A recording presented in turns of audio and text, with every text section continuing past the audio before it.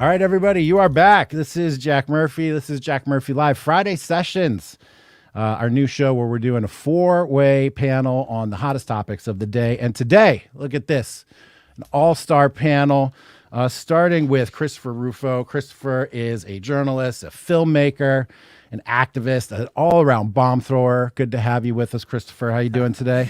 It's good to be with you. Fantastic. Corey, I got Corey here. He's school choice expert and basically mission leader out there rallying the universe around school choice. How you doing today, Corey? Doing well. Thanks for having me. Fantastic. And Carlin Borisenko, I nailed the name. Perfect. She's a psychologist. She's part of the walkaway movement. She's got a ton of experience working with schools. In fact, she and I sort of crossed paths years ago with my doxing experience. We're going to get to a little bit of that today. But guys, thanks very much for joining me today. The question before us is public schools, public enemy number one, maybe today. Who knows? We've got three people here working very hard to make sure that public schools are something that is actually a public good instead of a public bad, which is kind of where we are right now. But the first thing I want to start with is this thing that's going on in New Hampshire right now. Here we go. There has been a bill proposed, and you guys will give me the updates, in the state of New Hampshire called HB 544 that basically tries to outlaw critical race theory the same way Donald Trump's executive order tried to do as he was wrapping up his term. Now, this to me sounds like a wonderful idea. How has it been received?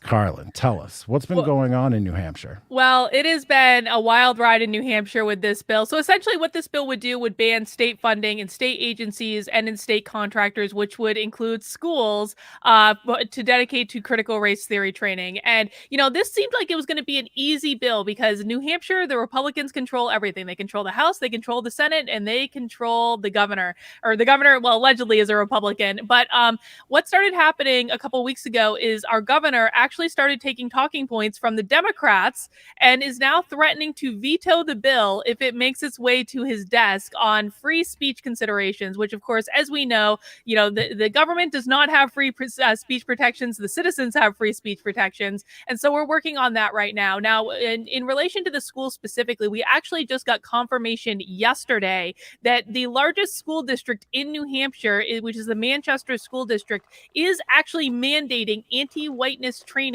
for their teachers and their students. So, one of the arguments that we've received here is that this sort of thing just doesn't happen in New Hampshire. Well, guess what? Now we have absolute confirmation that it does happen in New Hampshire. And so that's what the bill is trying to solve for. And can you just be specific with what the bill is supposedly prohibiting here? Because I found that this New Hampshire thing is a wonderful example of backing people into untenable positions, where if they're going to reject your assertion, they look like monsters, which is a good moral, strategic position to take. What are they trying to ban outright? Yeah, so the bill bans certain divisive concepts. So, for example, you would not be able to teach that one race is superior to another race. You would not be able to teach that the United States is a fundamentally racist country or that New Hampshire is a fundamentally racist state. And you would not be able to teach that people should feel guilty based on the skin color or the gender with which they were born, which to me seems like a no-brainer, but apparently not. And there's actually people on the floor in New Hampshire saying, I vote against this because I want to reserve these rights. Is that right? That is absolutely correct. The Democrats have actually tried 3 different talking points at this point to try to kill this bill. The first was that it was a racist bill. That didn't stick because it very literally bans teaching racism. It's actually anti-racist. It is actually an anti-racist bill. The second thing they tried to say was that the bill was transphobic, which was really confusing to everyone because it doesn't even mention trans people in the bill. And the last one that they've tried, and this one is the one that has teeth, is they're saying that it inhibits free speech. And so the governor's saying he's going to veto it. He's saying that based on free speech grounds. But of course, we know that's not true either, because when this training comes in schools or organizations or wherever, they're literally compelling your speech, which is an unconstitutional thing to do. So the governor's on the wrong side of this one, and we're working very hard to try to talk reason to him. Fantastic. That would be an amazing thing. Reason not necessarily in high supply these days. And Christopher, you've discovered this time and time again. You, sir, are out there throwing bombs everywhere that you can. You've organized a whole team of lawyers, and you've got an entire network nationwide of people giving you information and leading you to where this nonsense is popping up in our schools. What have you been up to lately, Christopher, and what are you seeing yourself on this same theme? Yeah, it's funny. I don't think of myself as a bomb thrower, but I think you're exactly right. There was an article that came out in the Chronicle of Higher Education, which is the kind of professional journal for college professors. And they wrote this article and they said, a professor's worst nightmare is that anti-woke warrior Chris Rufo will get documents from your classroom, put them on Twitter, and then give them to Tucker Carlson and Joe Rogan and ruin your mentions forevermore. And I found it just absolutely phenomenal that college professors are having nightmares about me. It just is. It's a great sign of some of my work. I'm making all the right enemies, but. Exactly. My focus lately has been looking at these issues in K through 12 schools, and it's truly horrific. I'll just give you some examples for people who are listening and say, well, critical race theory, it's just a theory.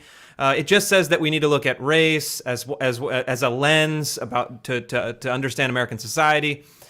But this is how it works in practice. In Cupertino, California, they're forcing first graders to deconstruct their sexual and racial identities and then rank themselves according to their power and privilege.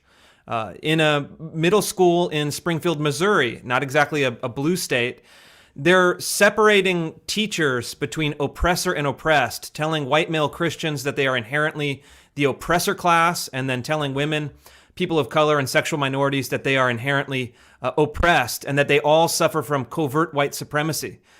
Or in Philadelphia, Pennsylvania, where they're taking fifth graders, forcing them to celebrate, quote, black communism, and then having them simulate a black power rally to free Angela Davis from prison, where she had once been held on murder charges. That's what they're doing in Philly. And then in Buffalo, New York, they've created a Black Lives Matter mandatory curriculum stating that, quote, all white people perpetuate systemic racism. They claim that white wealth is derived from slavery and whites are, quote, unfairly rich. They even have a lesson for kindergartners where they show them a dramatization of dead black children, warning these 4- and 5-year-olds that they could be murdered by, quote, racist police at any moment. This is the expression of critical race theory in practice. This is what happens when you take a bad intellectual idea and then you digest it and reformulate it as school curriculum. It's not only shocking and morally wrong, but as Carlin pointed out, these things are also violations of the First Amendment because they compel speech that violates students' conscience. They're a violation of the 14th Amendment because they traffic in racial hostilities that target one group on the basis of a protected category. And they're also a violation, this is the great irony, they're a violation of the 1964 Civil Rights Act, especially in public schools. You can't traffic in racial stereotypes, you can't assign collective guilt to people based on race, and you can't create a racially hostile employment environment. So this is what's happening in our public schools, and I think Corey has some good solutions on what we could do about it. He definitely does, and we're going to get to that. I just want to drill down one layer deeper here, Christopher. When people send you information like this, when you get whistleblowers and concerned parents sending you information and doing FOIA requests. Speaking of which, my FOIA request of DCPCSB is supposed to be delivered on 3/22. We will see how that works out. 22, nice. In 3 days, but it's been over 9 months. Yeah. It's been over 9 months now, so we'll see. They've been delaying based on COVID and emergency shutdowns and all this stuff, and it's fun. Sorry, tangent here. It's fun emailing my FOIA requests to the head legal counsel over there at the District of Columbia Public Charter School Board because I know them and I know where all the bodies are buried. I have requested from them every instance that critical race theory, racism, white supremacy, all the buzzwords were written, spoken, mentioned, considered on teleconferences, on video conferences, in text messages between administration members, because I know that they don't segregate their phones. So we're going to be able to get into all their personal phones, or they're going to destroy evidence and FOIA materials. We'll see how that works out. But Christopher, what do you do when somebody sends you a hot pile of steaming crap? How do you turn that around, and what happens, and how can people get more of this information to you? Yeah, I mean, it's pretty simple. I have a secure email drop. It's just chrisrufo@protonmail.com. That's where it all comes in.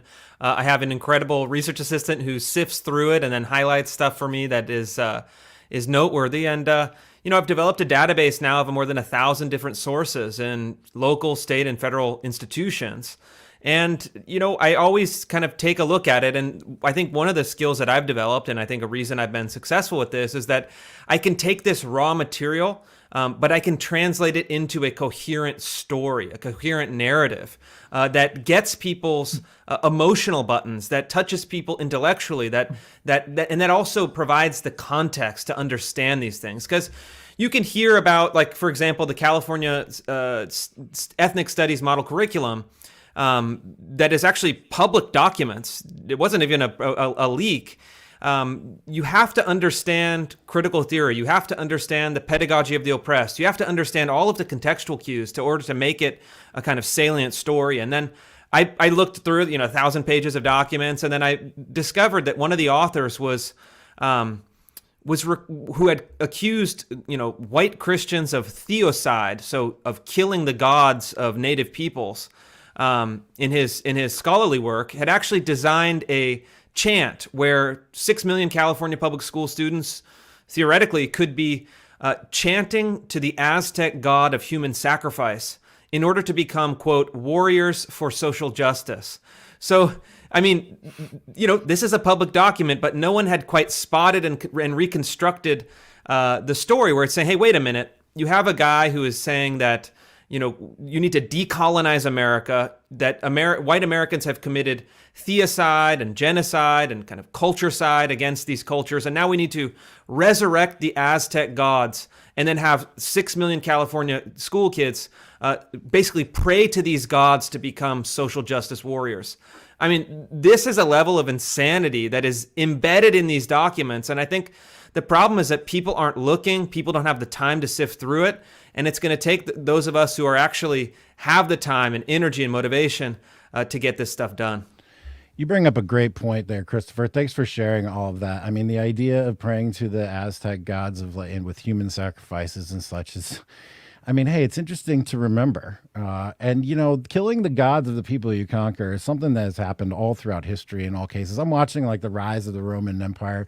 They would roll into a place and they would like curse their gods and like they would smite their gods. And, this is something that's happened all over the place. It's not particularly specific to the United States and any of that, but still truly shocking kind of stuff. Corey, when you're out there in the world talking to people, and you're engaging with parents, you're engaging with school leaders and government officials, I know that we're on a mission of bringing awareness, but like, can you have any idea of like how people are so ignorant or how they're participating in something that is so, to a reasonable person, just an anathema to America? Like how do you think people are remaining so ignorant? Is it willful? Do they want this to happen? Are I they think unwilling pawns? I think a lot of this has to do with the fact that in the traditional public school system, families don't have a lot of empowerment when you have a monopoly that you're geographically assigned to. This is one of the main reasons why I argue for funding students as opposed to institutions, or what most people call school choice. Have the money follow the child to wherever they're getting an education. Then families would have a stronger incentive to see what's actually going on in the schools, because then they would become active consumers in the market for educational services. I mean, this is actually one of the unintended benefits of remote learning. There's a lot of costs of remote learning this year, in particular, a lot of mental health issues with students sitting in front of a screen for hours and hours a day, learning loss from not having in-person instruction, and learning loss from a poor model of remote instruction as done by the traditional public school monopoly. But a lot of families got to see a little bit of what's going on in the classroom this past year in particular. So while there's all these costs associated with remote learning, a lot of families started to see, well, maybe I don't agree with all of the things that my children are learning. And why do I have to send my child to this institution? One, if the doors aren't even open. And then two, if they're not even teaching my child things that are aligned with my views. So I think this has really led to a push for funding students as opposed to systems. If you look at the two latest nationwide polls on this, one from Real Clear Opinion Research found that in a few months, support for funding students directly jumped from 67% to 77%, a large 10 percentage point jump nationwide. And then another poll from Morning Consult, a third party, which was done for a think tank named EdChoice, which used to be the Friedman Foundation for Educational Choice, similarly found that between 2019 and 2020, support for all types of school choice, charter schools, tax credit scholarship programs, voucher programs, and even education savings accounts surged from the previous year. So in a way, the teachers unions have overplayed their hand, and they've done more to advance the concept of school choice than anyone could have ever imagined in the last year. And one more bit of information that supports that theory is that there have been 29 different states where legislators have introduced bills to fund students as opposed to institutions, mostly in the form of education savings accounts. New Hampshire is one of those states, and just yesterday their Senate, along party lines, I believe it was a 14 to 10 vote, passed an expansive program to fund students directly. That looks like it has a positive outlook going forward. And then there's at least 10 other states where at least one chamber has passed one of these school choice bills, and then a handful of other states that have passed bills out of committee. So there's a lot of movement on the ground, which gives me optimism for educational freedom going forward. And the best part is it's essentially the teachers union's own fault. They've overplayed their hand. I'm going to say that, Corey, your work over the last year that I have seen has got to have a big part to do with this, man. You are everywhere. You're beating down every door. You're talking to every person. You're going on every show. You're spreading the word out there. I have got your talking points running in the back of my mind when I'm just, because I see them so often, which is 100% the way that you do it. You have to be consistent. You have to be relentless, and you have to keep pushing the message. And on that same front, man, didn't you just go to Congress and testify in front of Congress? Tell us about that, and tell us what your take on my question here is, please tell us what you did, and then tell me, does Congress get any of this? Well, people like to look for information that they already agree with. So the people that agreed with me were mobilized. The people that didn't agree with me just didn't listen to me. And none of the Democrats in Congress asked me a single question during the entire hearing. It was only Republicans, probably because they agreed with me. And the closest that a Democrat came to asking me a question was the person. It was a congressman from Orlando, Florida, essentially accused me of being a liar for saying that the evidence suggests that schools can safely reopen. That's not a lie. And two, the strongest predictors of whether a public school district reopens in person or not is the strength of the local teachers union and the political partisanship in the area. None of the studies find anything to the contrary, and there are 4 studies finding that places with stronger teachers unions less likely to reopen in persons. But he didn't give me a chance to respond, which was pretty interesting. But the whole hearing was about the problems associated with remote learning in the past year, and both sides seemed to agree that there were issues and that there were privacy issues with families not being able to choose to go in person. There were mental health issues from increased usage on remote devices. My obvious solution was, well, if the schools can safely reopen, then give every single family the choice to return to in-person school or not. And I pointed out the science showing that schools can safely reopen. You have a review that just came out last Thursday of 130 different studies finding that schools are not significant contributors of overall community transmission or hospitalizations.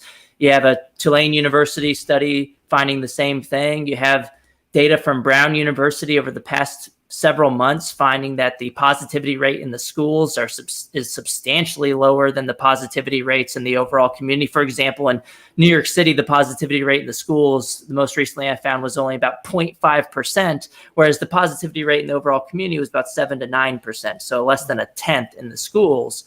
And look, the private schools have been able to do it. The public schools have been fighting to keep their doors closed. And the only difference that I see is that one of these sectors, or the main difference at least, is that one of the sectors gets your money regardless of whether they open their doors for business. There's a messed up set of incentives baked into the public school system. And the only way that we're ever going to fix that problem is to fund the students directly, to give those schools bottom-up accountability by them understanding that their customers could take their money elsewhere and walk if they don't provide adequate services from year to year. And then I pointed out a bunch of other hypocrisies, like the teachers union bosses sending their own kids to in-person private schools while railing against reopening the schools, and then the school districts opening for in-person childcare services in the public school buildings, but not doing it for learning because they had private sector employees coming into those same buildings, more than happy to provide those in-person services while the public sector employees were teaching from home.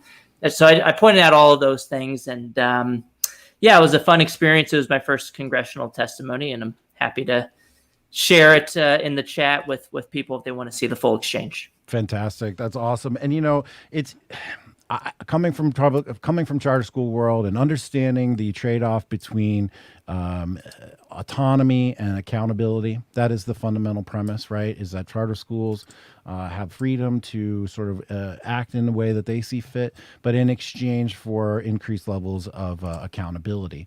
Now, Carlin, you and I have some intimate experience with DC PCSB and the Public Charter School Board here in Washington, D.C., which is the regulator, the authorizer, rather, of charter schools in D.C. And D.C. has one of the most advanced regulatory environments in the country when it comes to charter schools.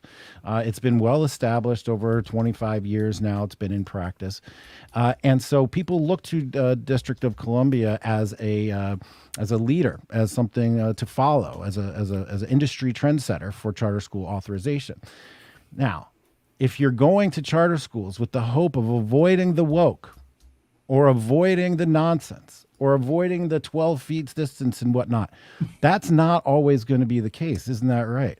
No, that is absolutely right. And it's kind of funny. I think our paths crossed in the night in this whole affair because, how I kind of ended up in the public light doing this work is I wrote an article as a former Democrat about going to a Trump rally. It went viral on the internet.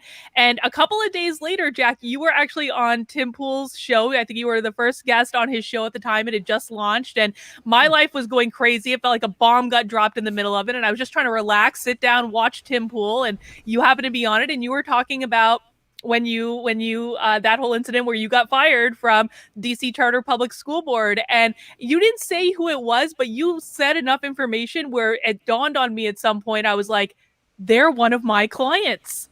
And it was the weirdest thing in the world. I had done several training sessions for their staff. Their HR person had brought me in. And I could tell that the staff was very, very woke just based on the questions that they were asking me. And when I had this realization that was the place that you had left, it was instant that I said, oh my God, they're going to fire me based on me saying that Trump supporters are Nazis. And sure enough, a couple of months later, it was right after the pandemic started. And we were talking about the China virus, as it were, because that's where it came from. It came from China, as it turns out. And I got an email from the DC Charter Public School Board saying, Carlin, you are just being a little too racist on Twitter, and we can't see fit to bring you back to do training with our staff if you're going to keep this up. But if you want to have a conversation about how you can be less racist, then we'll take that into consideration. And I emailed them back and I said, well, I knew this was going to happen as soon as I met Jack Murphy. I wish you all the very best. Indeed. Well, that is a scary thing because, Corey, I want to know that charter schools are going to save the world, but they're infected.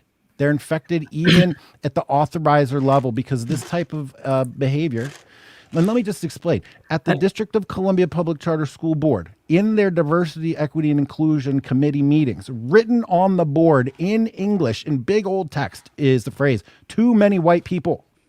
We have too many white people working here.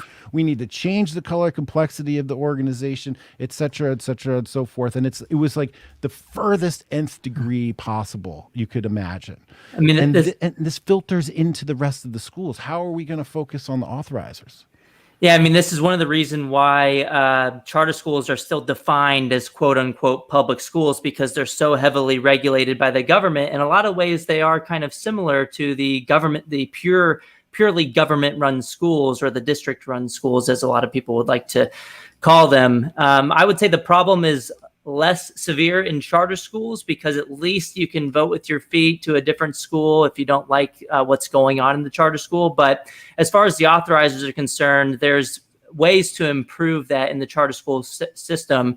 One way is to allow for multiple authorizers, to allow more charter schools to come into the market and compete with diverse types of setups. So that's one way to improve. And then another way, I think the best way to solve the problem is to enact ESAs instead, education savings accounts. Instead of telling people that you can choose this public school or this public school or this public charter school, allow people to just have the money follow them into an education savings account, so they'd have a much more autonomy and power in the school system, where they could choose the charter school if they want, they could choose the public school if they want, but now they would additionally be able to choose homeschool options and just be able to use the money to pay for those services, or they can choose to use it at a private school as well. So not a perfect solution, but it allows for more empowerment of families as opposed to just charter versus traditional. Indeed. But the problem I think that we find is that time and time again, parents and regular folks who don't have the time to commit to studying these issues like we do, who are depending on the media and other folks to help them understand and make sense of the world, they have no idea the pernicious effect of the CRT stuff and how it's leading us down a terrible road. Chris, how do we find high leverage points? Like I've gotten information from people send me stuff about like this local elementary school here in, local to me in like say Virginia. And it's great. We can blow them up. We can bring a lot of attention to their PTA meeting. Maybe they maybe they change, maybe they don't. But how many elementary schools are there? Right? How many different instances of this is happening all across the country? It seems futile to attack it at that most granular level. Where is the highest leverage point, and what are you doing to attack it? Yeah, well, I think you need to operate on both levels. So those one-off stories are really important because they create a narrative. You can use them as examples to get it into the media. And I know that I've been doing these stories. I've been doing about one a week, and I'm averaging 20 million plus media impressions per story. So now have 100 million impressions on these stories in the last 3 months. This has literally changed the national conversation. So I think they're actually very important. But in many cases, I'll drop a bomb on the California curriculum. I'll drop a bomb on Buffalo Public Schools, et cetera, et cetera. They don't actually change their policies. They're getting hammered in their local press. They're getting hammered in the national press. But the political incentives and the political pressures are not there to actually make them change. But that's not really the goal. The goal is to really create a kind of air war narrative where you can actually have the American public saying, wait a minute, our schools have gone really wrong. You raise the question in their mind. What needs to happen next, and what needs to happen simultaneously, is that we actually attack the structures of power that give these institutions essentially immunity from having to change. And that's a lot of what Corey's talking about. And my own preference would be to figure out how to radically decentralize public bureaucracies and public institutions such as the school system, where instead of saying, we take tax money from the public and then we distribute it to the school district and they distribute it to the school, the individual schools, which is a top-down model, actually saying, what if we give every family $15,000 a year per child, and then radically decentralize the options so that you have massive entrepreneurial growth? You have maybe traditional public schools that still exist. You have religious schools that now can expand. You have any kind of education that you want, just like restaurants, right? I don't go to the public restaurant and get 2 cups of gruel every day. I can go to Thai food, Japanese food, Asian food, good food, bad food, whatever kind of food. And you have to trust that families know what's in the best interest of their kids. Ultimately, the public school system relies on a paternalistic model that assumes the ignorance and stupidity of their customers. You get one option because we don't trust you. I actually have a different view. I trust all families to make the best choice for them. It may not reflect my values, but who am I to say that everyone has to follow this specific set of ideologies and values? And in this model of radically decentralized schooling, would you have woke schools? Yeah, you would. But you'd also have conservative schools and math-oriented schools and arts-oriented schools and classically oriented schools and, radical schools. You'd have a whole multiplicity of things. And I think we have to get over our fear that leads to this sense that we need to control the education. We need to control families. We need to control how dollars are spent. Actually, no, you need to free families. You need to trust families. You need to understand that even if people make decisions that are different than you would like, actually the Declaration and the Constitution embedded in those values is the idea that you have to trust the American people. And that's what I'd like to see. And I know it pisses a lot of people off because it's a truly radical solution. But I think that's where we have to go in the 21st century. We don't have centralized, corporate structures and centralized needs like we did in the factory system of our economy. We have to move towards the decentralized model moving forward. I agree with you 100% on the decentralization trend. I've been calling it strategic disconnection, the end of the era of indiscriminate connection, whether that was complete globalism, whether that was the expansion of NATO all the way, whether that was the outreach personally that we all made on social media. All these indiscriminate connections have now led us down a path that now we have to socially distance. Right? We have to socially distance in our own lives. We have to socially distance economically, politically, militarily, and even in the schools and create a decentralized environment. But Carlin, tell me, how do we coexist in a universe where we do provide an opportunity for all ideas to come forth, decentralized public school situations, where there's going to be agenda that we don't agree with and we may even find harmful? How do we coexist, and is it worth it to do it that way?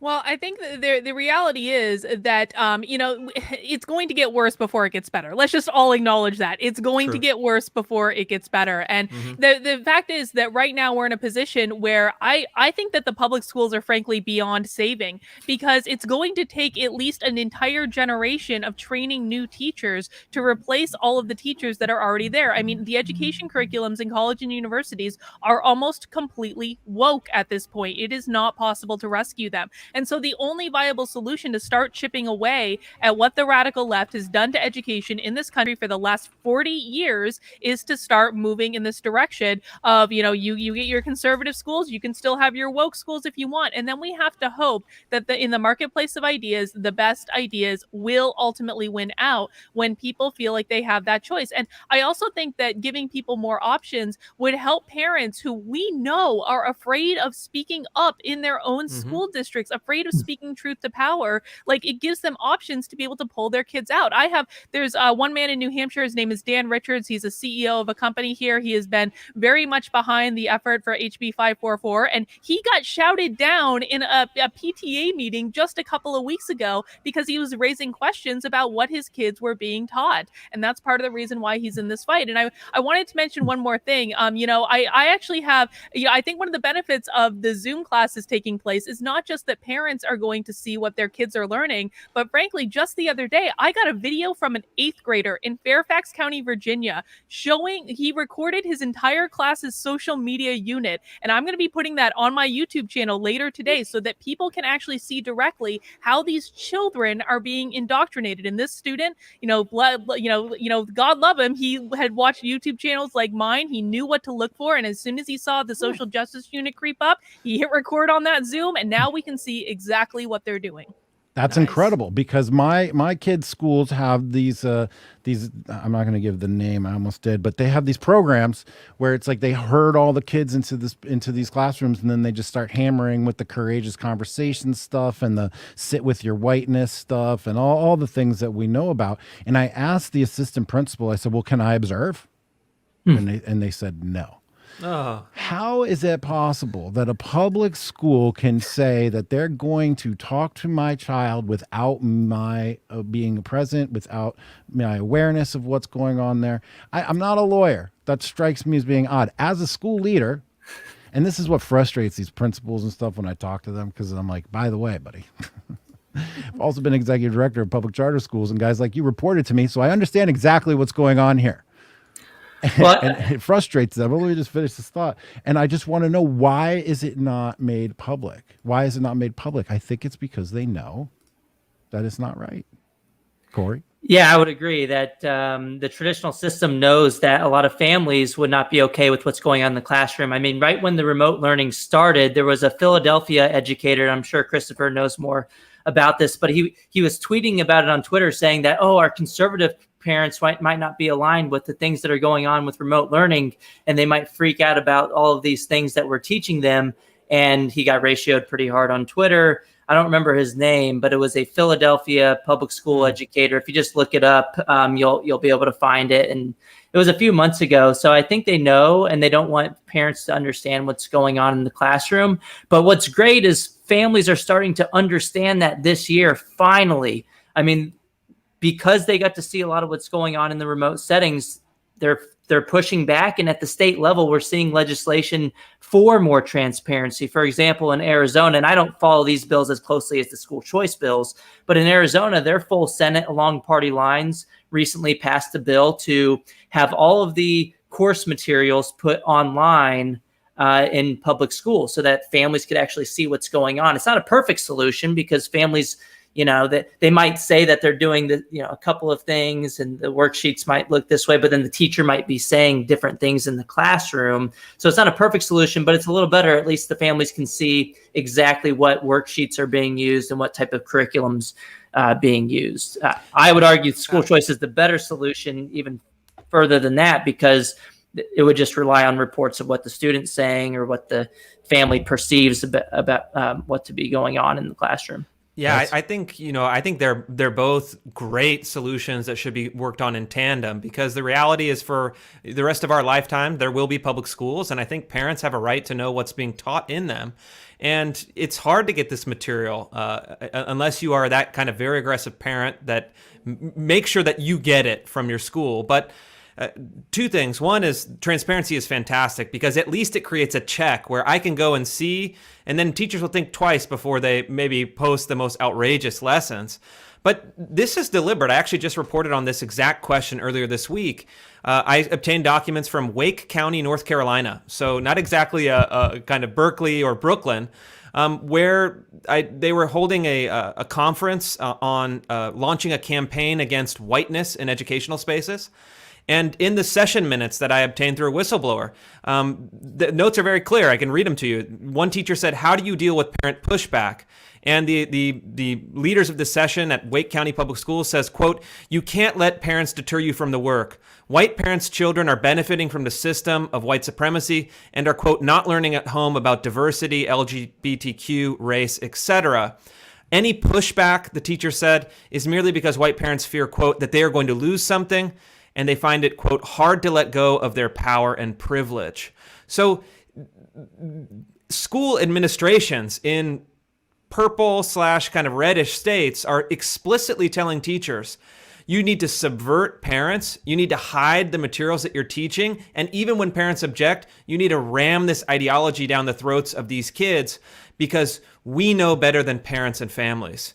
This is the attitude in public schools, and I think that it is it's not rare. It's actually institutionalized. In Wake County, they spend $1 million a year on anti-racism programs now. Mm-hmm. So this is kind of the state of being as we find it I'm partially today. speechless. So Corey, go ahead. But I was just going to add on to the sentiment about people in power believing that the less advantaged in communities are not able to choose their schools or that they don't know what's best for their own children. There's just a couple of quotes from earlier this week in Kentucky from a lawmaker pretty much saying, oh, we can't have this because, those types of families might not be able to choose. One of the quotes was, "I heard in committee that families should shop around. We're asking our most disadvantaged, least engaged families to shop around," as if they can't shop around for themselves. They continued later on saying, "In Virginia, 80% of recipients of those funds for the school choice program were from families making more than $100K a year. Those families, these are families who can navigate complex systems." And then they went on to go on about what mechanism will be in place to keep parents from taking their kids out of a higher performing public school, the ones you might find in my area, into a lower performing parochial school. So all of these statements, I mean, we see them over and over again. It's it's the only argument against school choice, and it's most people don't say it out loud, because it's this fundamental belief that they don't believe that ordinary people can choose the best situations for their own children when it comes to education. It's just a super paternalistic way of thinking about things. For some group that thinks that they're here to smash the patriarchy, they sure are awfully paternalistic. Isn't that right, Carlin? Well done. Carlin, tell me. Go ahead, but I want to lead you into this one though. Give your answer, but then after that, go with this. How do we find the help and foster the courage that we're going to need? I am worried about motivating people by fear. I would like to find a way to motivate us through some sort of positive energy. Well, I definitely agree with that, but I just want to add on to this that yes, it is very difficult sometimes to see exactly what the students are being taught in schools, but you know what's not actually as difficult as you might think? Getting access to the teacher training programs, because a lot of times now they're putting them online. I've watched a whole bunch of them on YouTube, or they're public webinars that are happening that all you need to do is fill out a little form to sign up for, and you get access to their teacher training program. And oftentimes people don't, unless it directly applies to you, people don't think to go in and watch these things because they're like mind-numbingly awful, but B, it's just, it's extra time out of your day. But I'll tell you what, I sat in on a teacher training program not too long ago. It was a couple months ago. And one of the questions to the diversity trainers was, well, what do you do with children who are biracial, who have, a white parent and a non-white parent? And the answer was, you have to teach those students to identify with the non-white part of themselves, because the white part of themselves is the oppressor. These are the things that teachers are being trained to do. And that was taking place in the public, where anyone could sign up and go see exactly what they are being trained to do. So I think the first step towards, getting people to speak up is, frankly, people need to start paying attention. Listen, like when I read White Fragility, I very literally descended into madness in the reading of that book. It is an awful book. It is painful for me to read this stuff, and thank God for people like James Lindsay who make it a career to read this and interpret it for the rest of us. But we have to become aware of what is being taught in schools and organizations. Make sure you're reading their materials, because once you see what exactly they're teaching, for me at least, it becomes very easy to speak up and out against it, because it is so bad. It is so destructive. It is so incredibly racist that I don't know how a person in good conscience can see what they're teaching and not say, this is wrong. This is a battle that we fought and won in the 1960s when the Civil Rights Act got passed, and now we're acting like that has never happened. But I will say this too. I mean, the reality is this: if everyone that was against critical race theory in education or otherwise spoke up against it right this second, it would be gone. It'd be done.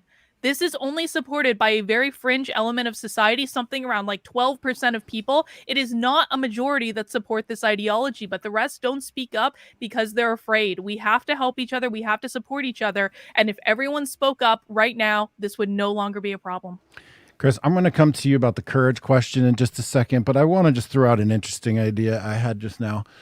In talking to Christopher Caldwell, the esteemed author and commentator, he really laid out a very strong case for why the Civil Rights Act of 1964 has created a parallel constitution in the United States, which is infringing upon people's First Amendment rights, rights of speech, rights of assembly, etc., and it has given birth to this whole activist apparatus that we're fighting with today.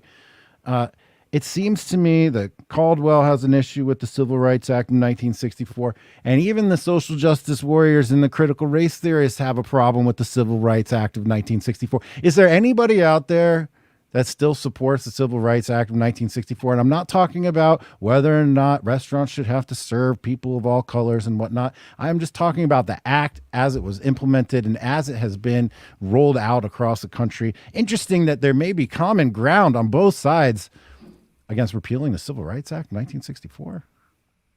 Am I talking out of my ass here? Well, yeah. I think maybe it's quite possible. Yeah. No, the Civil Rights Act of 1964, I think, is important and has support from the huge majority of Americans in the center. And the criticisms, you have libertarian criticisms. I think Rand Paul has even talked about this. Libertarian commentator Charles Murray has talked about this, basically saying that the Civil Rights Act infringes on these rights of assembly, of choice, of the First Amendment, expression, speech.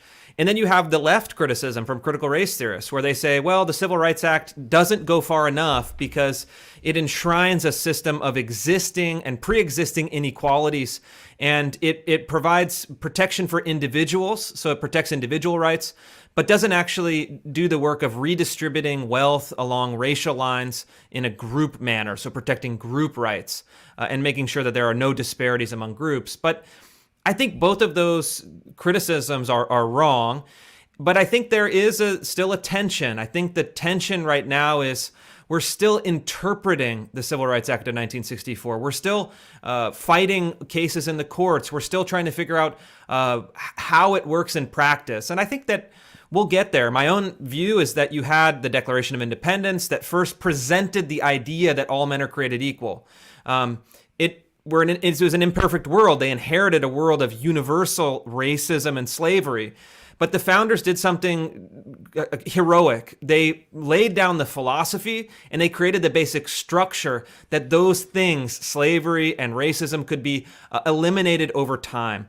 Lincoln talks about that. That was Lincoln's inspiration for the Civil War. He then consecrated that idea in blood and then enforced it by ending slavery. And then I think the Civil Rights Movement codified these ideas into law. And I think that the thing about civil rights law is we still need to figure out how it works. We still need to go through the kind of details. But at heart, I think it's a huge step of progress. And the other interesting angle, really quickly, is that the question is, well, critical race theory is anti-whiteness, right? I mean, that's a kind of a fancy, multisyllabic way to say anti-white. If you're against whiteness, who are the people that embrace whiteness? White European people. So does the civil rights law protect white people? Does it protect males? Does it protect straight people? Does it protect all of those groups that were truly historically advantaged?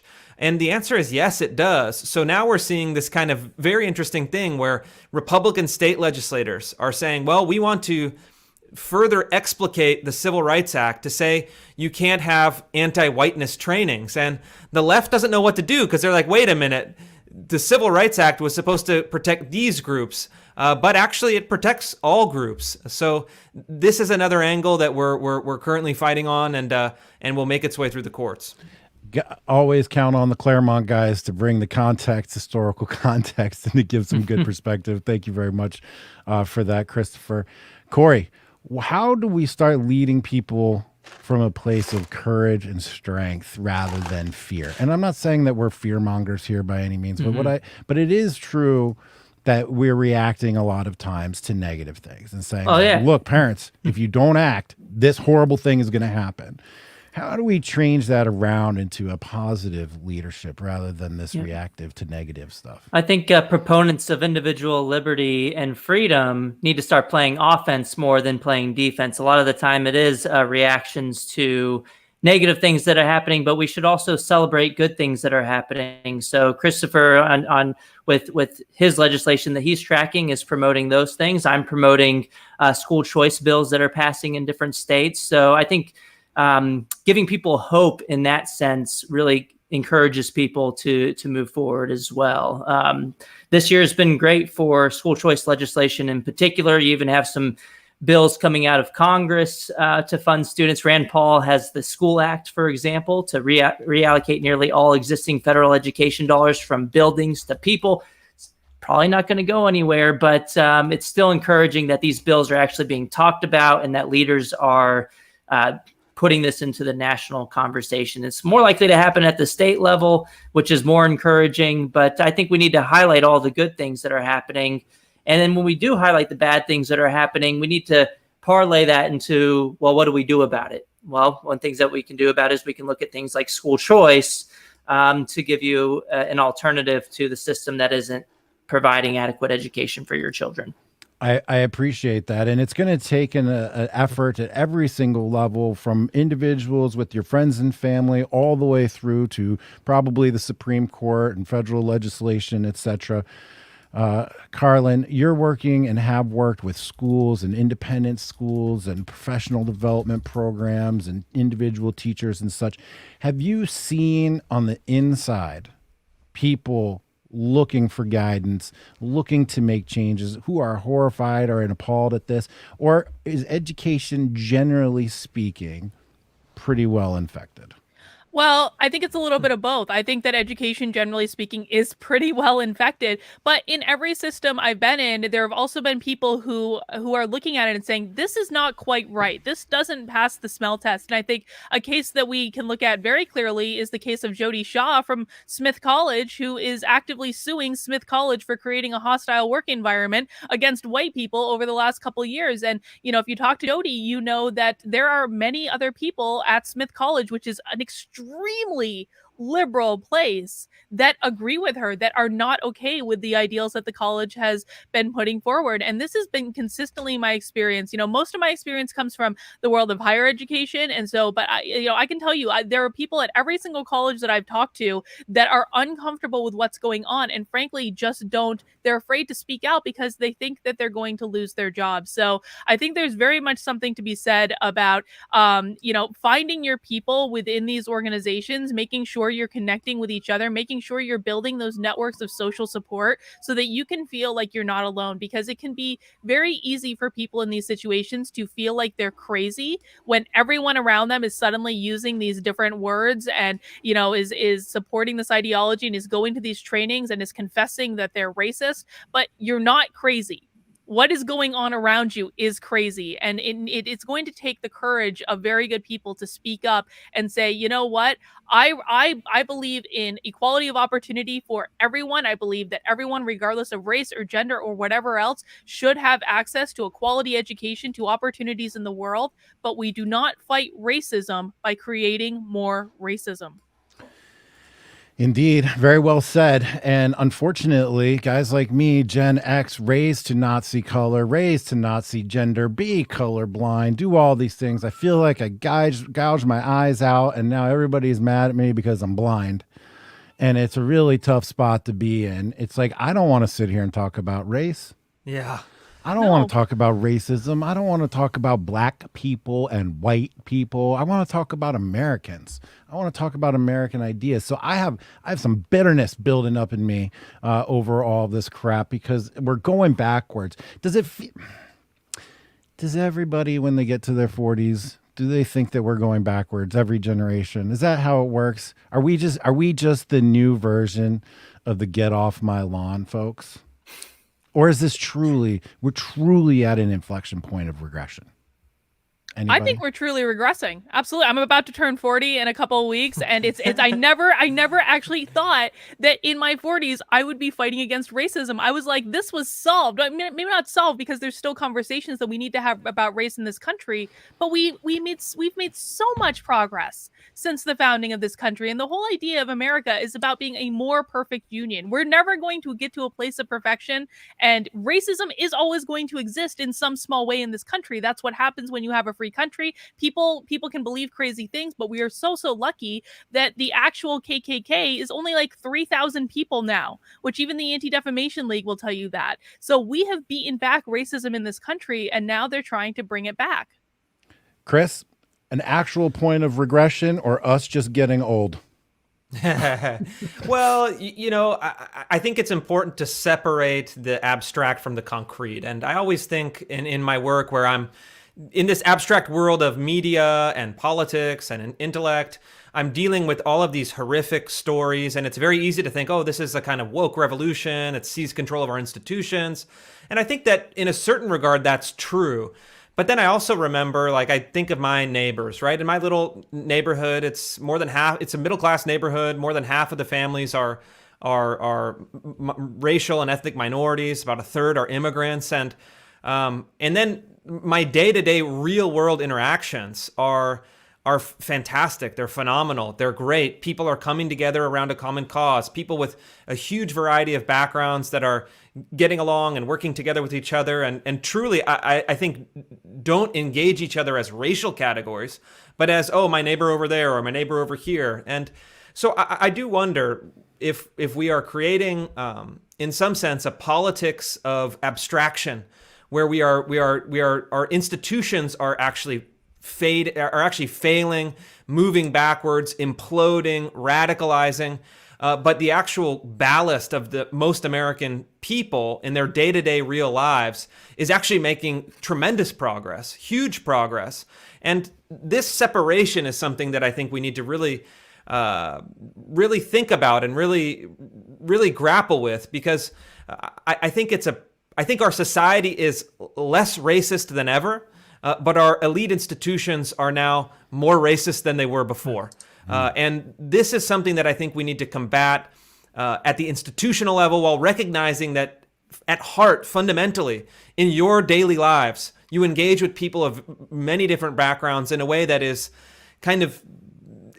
almost surpassed these old racial notions and hostilities that used to be so prevalent. Very, very well said, Chris. Corey, let's bring us out here. We're wrapping up. Actual point of regression, or am I just getting old? Didn't mean to drag you guys into your 40s there, by the way. I'm not 40 yet, but Congratulations. there is something to the notion of things getting worse over time from a libertarian perspective. If we look at overall government overreach over time, governments tend to get bigger over time. But when we're looking at one particular piece of the puzzle, which is decentralization of education, I think we're actually moving in the right direction, particularly in the past year with all the things I talked about earlier, with families figuring out finally that there's no good reason to fund closed institutions when we can fund students directly instead. And a lot of this, again, has to do with the fact that the teachers unions have essentially been providing free advertising for school choice over the past year. So while there's a lot of things to be upset about, there's one glimmer of hope, and that one of the perhaps only silver linings of the past year is that perhaps we'll see more educational freedom going forward, because a light switch went off in the heads of millions of families this year, because they've been essentially powerless with the K-12 public school system for so long. And this year has really put a spotlight on that power imbalance. And I think families don't want to feel like that ever again. So they're going to push really hard to be able to have the right to take their children's education dollars to wherever they're getting an education. Aside from the sad and tragic casualties, real life casualties of coronavirus, the biggest losers of all have been the teachers unions. I believe the teachers unions have taken it right in the face. They've been exposed to be outrageous and anti-child, anti-work. They don't see themselves as being essential workers anymore. And now with the CDC announcing that a 3-foot social distancing guideline is sufficient for schools is absolutely insane. If anybody sat closer than 3 feet away from me anyway, I'm telling you to move, sir. Personal distance, my personal space, do not violate it. I hope the kids will be back in school. I just got to notice that my kids are going to be able to sign up for spring athletics. Yes. So that is awesome. It's a struggle for me. I'd be homeschooling my kids in a blink if I had that choice. Unfortunately, it's not there. So I continue to push these fights on behalf of my kids and for everyone else out there. Guys, thank you so much for your time today. It is such a great honor to have cutting edge conversations about most important issues with true experts in their field. Really enlightening, fun. I really appreciate it. Let's just go around the horn one time. Where can everybody find you, starting with Carlin? Go.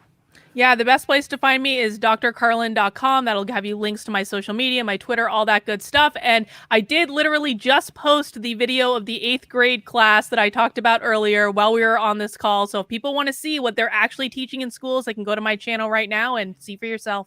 Fantastic. Chris, what about you, bud? Yeah, I'm at ChristopherRufo.com. It's all my latest reporting on woke education. That's the stuff I'm doing now. Folks can also sign up to be a small patron. And you can also find me on Twitter at RealChrisRufo. Excellent. And Corey, sir, where can people keep up with your great work? Follow me on Twitter. It's at DeAngelis Corey. You can see it in the corner over here. And then also, if you want to find my longer form articles, just type in Corey Cato Institute or Corey Reason Foundation, and you'll find my longer form articles there as well. Perfect. Thank you, guys. Please, guys, hit subscribe on this channel, like it, share it, spread the word. Follow me on Twitter. We'll be back in 2 weeks. Coming up, we've got Michael, Anton, and Curtis Yarvin debating the modern state of politics and where to go. I can't wait for that. Thanks, everybody, for your support. New videos every day, new podcast release every Monday. Join me. Thank you very much. And we are out. Oh. Wrong one. There we go. Remember. There he goes. Hang tight, guys. Thanks, everybody. Hit subscribe, share.